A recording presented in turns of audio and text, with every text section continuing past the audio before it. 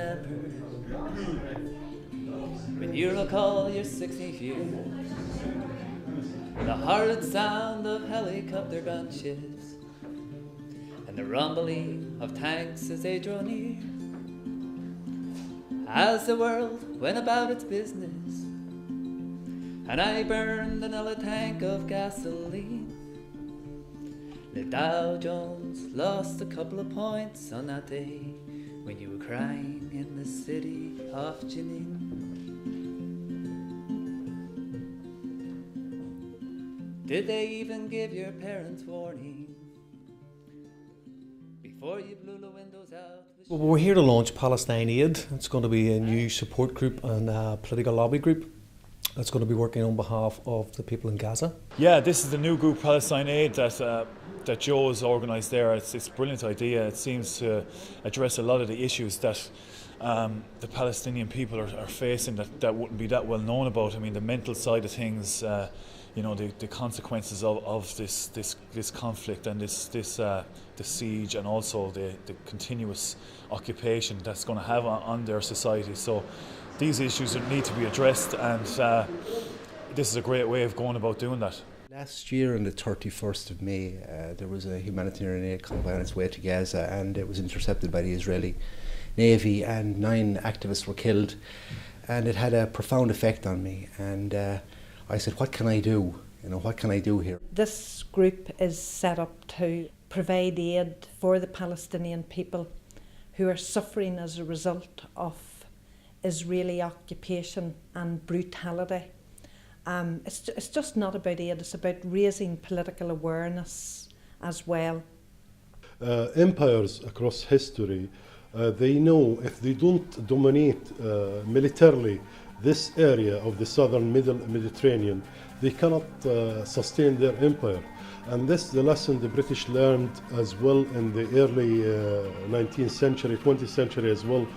By keeping a foreign body in Palestine, they can dominate the Arab world as a strategic area, and they can control the whole of Europe. Since then, they establish Israel as a function state to do that for them, and they can loot as well the wealth of the Arabic people as oil and their minerals, and they try to use them as a cheap labor and to deny them their liberties and to keep them under control. Palestine is the focal point of injustice worldwide, and the Palestinians are subjected to the Zionist occupation and intimidation of imperialist powers. We've seen the devastation, we've seen the humanitarian crisis, and we want to do something about it. So we came together as people who have been there. We think that's the strength of the group. Make a difference through education and through microfinance and through supporting industry where possible in the hospitals in Gaza.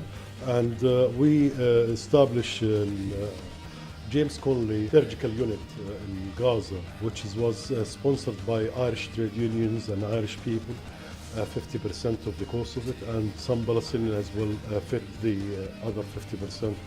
And that unit in its own is like a message for the people to see the link is alive in a humanitarian and it's a political message as well. So the people in there will know and want to know who is James Connolly, and they wanted to read his history and the history of the Irish struggle. I've seen the need for the solidarity that that the Palestinian people enjoy, and a group like this here is made up of a lot of very dedicated people who, like myself, have been to Gaza and have seen what I've seen, and through seeing that, they've got an understanding of what direction their group wants to be going in. The various projects that they have in the pipeline for doing in Gaza are immense and amazing, and I'm very proud to be a very vocal supporter, and will try to do whatever I can with them. And it's going to make big differences for the people in Gaza for sure, to show that there's people on the outside of the world that really care that much to go there and to initiate these projects that they've been talking about. It was an opportunity to get involved in just raising awareness and trying to contribute to the Palestinian people and their situation at the moment, which is pretty dire. I just learned about it through Joe Gilmartin, and it's something I've always wanted to get involved in. I just recently finished playing professional rugby, and you don't get a chance to do as much as you'd like to with that side of things. So I'm delighted that this opportunity came up, and hopefully we can contribute to improving the lives of Palestinian people.